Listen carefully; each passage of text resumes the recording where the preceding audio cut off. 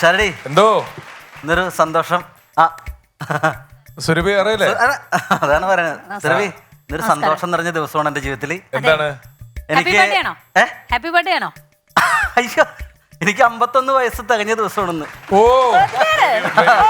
Happy birthday to you കിസമാമ. Happy returns of the day. Happy birthday.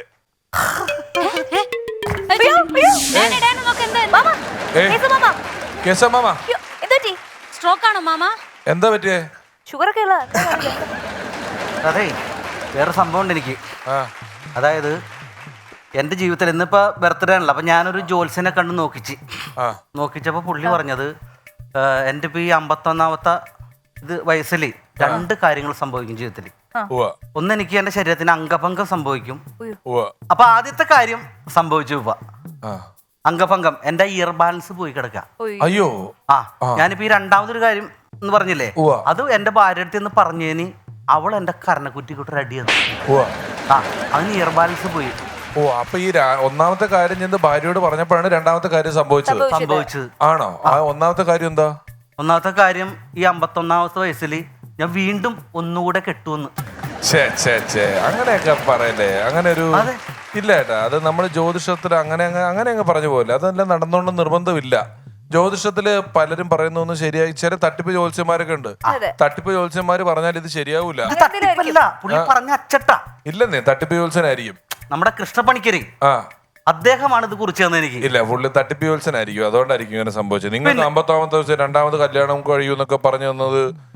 പുള്ളി ഇതിനു മുമ്പ് ഒരു കാര്യം എന്നോട് പറഞ്ഞത് അത് കറക്റ്റ് സംഭവിച്ചല്ലോ. ഇവിടെ എന്തോ, ഞാനൊരു വലിയ ഫ്ലോറിൽ വരുമെന്നും ഒരു മഹാനായ ഒരു നടന്റെ ഒരു മഹാന്റെ മുമ്പില് ഞാൻ വന്ന് പരിപാടി ചെയ്യുന്നു, ഞങ്ങൾ ഭയങ്കര കോമ്പിനേഷൻ ആവുമെന്ന് പുള്ളി പറഞ്ഞു. അത് തുഷാരടിയാണ് കൂടി പുള്ളി പറഞ്ഞു. കൃഷ്ണപ്പണിക്കര് മനസ്സിലായി. പുള്ളി പറഞ്ഞ സംഭവിക്കും കേട്ടോ. പുള്ളി തന്നെ ഇതും പറഞ്ഞിരിക്കുന്നത്. രണ്ട് കാര്യം പറഞ്ഞോളൂ. പോയി പിടിച്ചെണീപ്പിച്ച് അമ്മാവാ.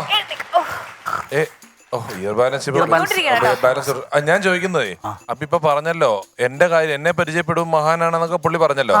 ആ സ്ഥിതിക്ക് ഇപ്പൊ നിങ്ങൾക്ക് അങ്ങനെ ഒരു വിവാഹയോഗം 2ാമതുണ്ടെങ്കിൽ ആ പെൺകുട്ടി ആരാന്നുള്ളത് അവര് പറഞ്ഞിട്ടുണ്ടാവും. അതും ഓക്കെ ആയിട്ടുണ്ട്. ഞാൻ കാര്യങ്ങളൊക്കെ ഒന്ന് വെച്ച് നോക്കിയപ്പോ ആളെ കണ്ടു കിട്ടി. ആരാത്? ഞാനപ്പോ ഇന്നലെ നമ്മുടെ ഷൂട്ട് നടക്കുന്ന സമയത്ത് ഞാൻ മേക്കപ്പ് റൂമിൽ ഒന്ന് കയറി.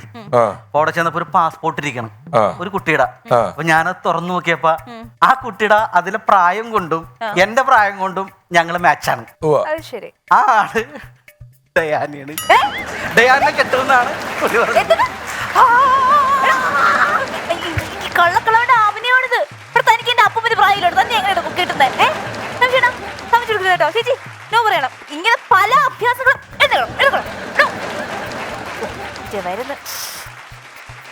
അപ്പൊ മോള് ഈ വിവാഹത്തിന് സമ്മതിച്ച സ്ഥിതിക്ക് നമുക്ക് ബാക്കി കാര്യങ്ങളിലേക്ക് കടക്കാം. എന്ത് കാര്യം? സമയമില്ല. ഇനിയിപ്പോ ഞങ്ങളുടെ ചെലവുകളുണ്ടല്ലോ, ഞങ്ങളുടെ വിവാഹത്തിന്റെ ചെലവ്.